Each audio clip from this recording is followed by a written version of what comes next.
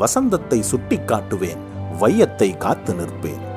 நண்பர்களே, நான் ஓலை சுவடியில் ஆரம்பித்து காகிதத்தால் கட்டமைக்கப்பட்டு இன்று இணையத்திலும் இணைந்துள்ளேன். என்னுள் இல்லாத எதுவும் இல்லை என்பதே நிதர்சனம். நீங்கள் எது கேட்டாலும் அது என்னிடத்தில் இருக்கும். வெற்றி, தோல்வி, ஏற்றம், இரக்கம், இப்படிப்பட்ட நிகழ்வுகளை சுற்றியே மனித சமூகத்தின் வாழ்வியல் நகர்ந்து கொண்டிருக்கிறது.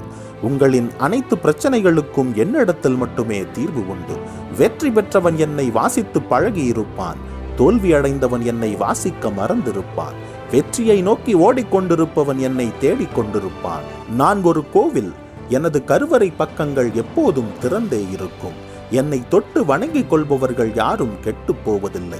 வாழ்க்கை என்பது வசந்தம் மட்டும் இருக்கும் பூந்தோட்டம் அல்ல. அங்கே கல்லும் இருக்கும், முள்ளும் இருக்கும். ஏன் என்று கேட்க யாரும் இருக்க மாட்டார்கள். ஏளனம் அதிகம் இருக்கும். வறுமையும் ஏழ்மையும்